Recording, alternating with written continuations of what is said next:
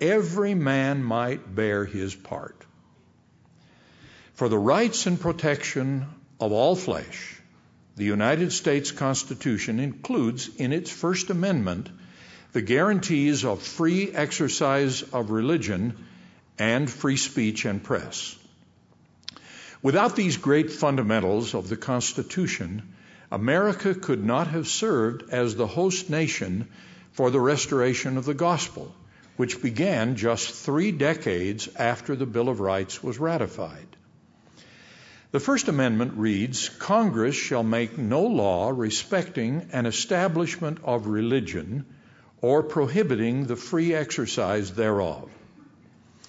The prohibition against an establishment of religion was intended to separate churches and government, to prevent a national church of the kind still found in Europe. In the interest of time, I will say no more about the establishment of religion, but only concentrate on the direction that the United States shall have no law prohibiting the free exercise of religion. The guarantee of the free exercise of religion, which I will call religious freedom, is the first expression in the First Amendment to the United States Constitution. As noted by many, this preeminent place identifies freedom of religion as a cornerstone of American democracy.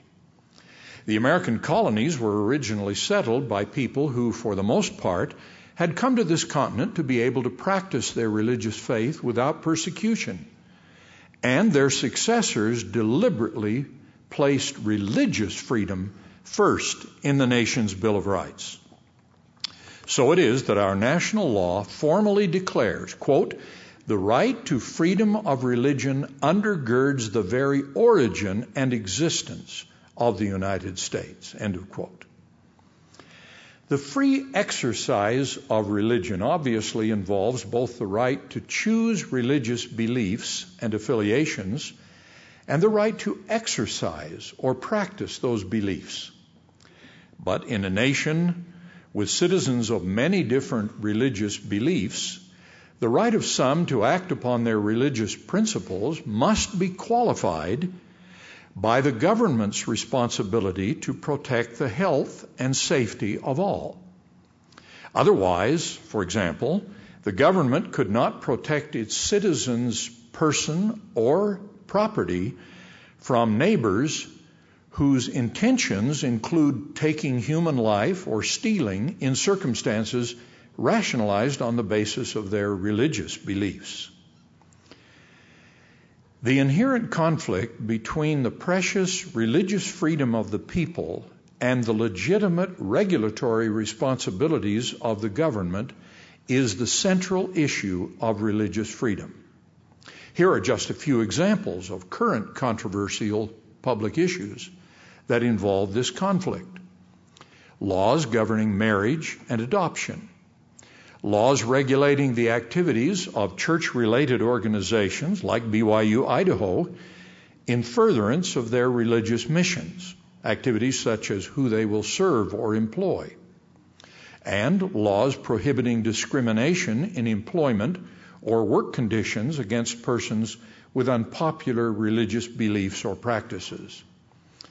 The problems are not simple, and over the years, the United States Supreme Court, which has the ultimate responsibility of interpreting the meaning of the lofty and general provisions of the Constitution, has struggled to identify principles that can guide its decisions when government action is claimed to violate someone's free exercise of religion.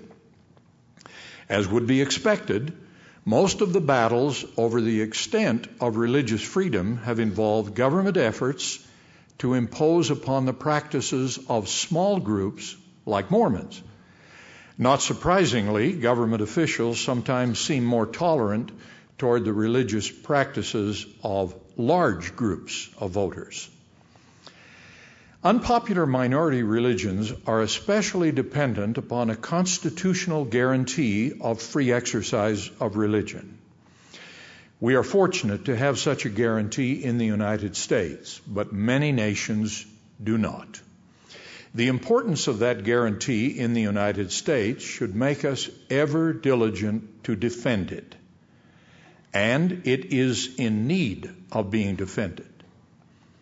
During my lifetime, I have seen a significant deterioration in the respect accorded to religion in our public life. And I believe that the vitality of religious freedom is in danger of being weakened accordingly. Religious belief is obviously protected against government action. The practice of that belief must have some limits, as I suggested earlier. But unless the guarantee of free exercise of religion gives a religious actor greater protection against government prohibitions than are already guaranteed to all actors by other provisions of the Constitution, like freedom of speech, what is the special value of religious freedom? Surely the First Amendment guarantee of free exercise of religion was intended to grant more freedom to religious action than to other kinds of action.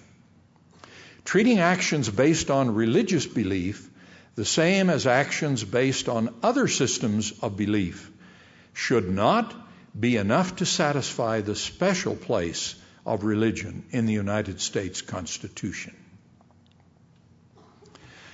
Religious freedom has always been at risk.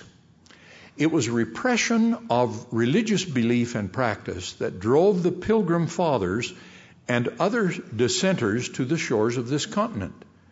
Even today, leaders in all too many nations use state power to repress religious believers. The greatest infringements of religious freedom occur when the exercise of religion collides with other powerful forces in society.